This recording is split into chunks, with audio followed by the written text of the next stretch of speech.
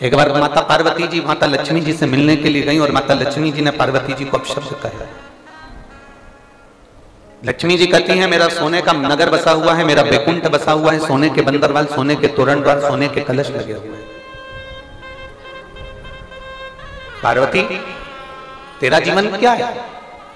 एक गुफा में तू अपनी जिंदगी निकाल रही है, शमशान में अपनी जिंदगी निकाल रही है और मेरा जीवन देख में बैकुंठ का निवास करती हूं। तुम्हारे पति नेत्र बंद कर कर बैठे रहते हैं, मेरे पति शेषनाग की सैया पर शयन करते हैं, मैं चरण दबाती हूं उनके। मेरे यहाँ रोज 56 भोग बनते हैं पार्वती, और तेरे यहाँ आकड़िया की रोटी बनाई और काकड़िया की साग और उसी का भोग लग जाता है। पार्वती जी को जब शब्दों के बाण लक्ष्मी जी ने छोड़े हैं, पार्वती जी को जब शब्दों के बाण छोड़े गए लक्ष्मी जी ने, जब एक से ऐसे ऐसे शब्द लक्ष्मी जी ने पार्वती को कहे तब पार्वती की आंख से जल झलक गया, अश्रु। 18,000 श्लोक के उस आनंदमय ग्रंथ में शिव महापुराण के उस पुराण के अंदर वर्णन किया गया कि चींटी पांव में नुपुर बांध ले तो भगवान को सुनाई दे जाता है कि चींटी चल रही है। नुपुर बांध ले तो चींटी के नुपुर की आवाज परमात्मा सुन लेता है। आप रोज शंकर जी के मंदिर में जाकर अगर उसको पुकारोगे तो क्या वो तुम्हारी आवाज नहीं सुनेगा?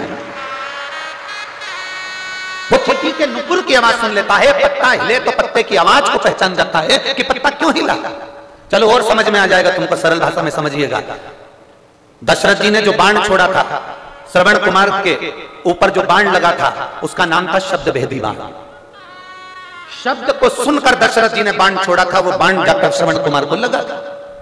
जब एक शब्द का बाण शब्द सुनने पर दशरथ बाण छोड़ देते हैं और वो बाण जाकर हिरण को लगने की जगह श्रवण कुमार को लगता है केवल जल की आवाज कोसों दूर सुनाई दी तो दशरथ जी ने बाण छोड़ दिया। उसी तरह अपने भक्त की आवाज जब भगवान के कानों तक आती है तो वो त्रिशूल छोड़ देता है।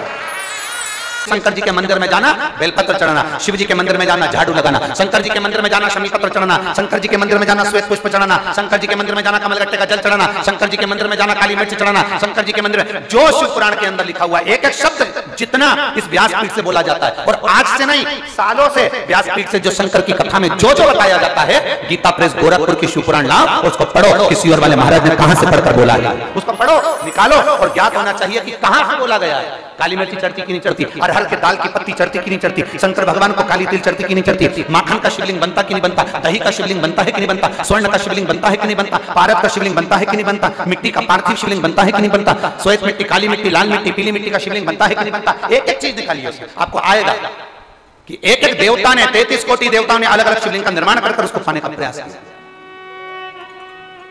शिव तत्व की प्राप्ति का केंद्र बिंदु है शंकर की कथा। तुम्हारे केवल हाथ का जल देखकर, केवल एक लोटा पानी देखकर मेरा महादेव जान जाता है कि दशा क्या।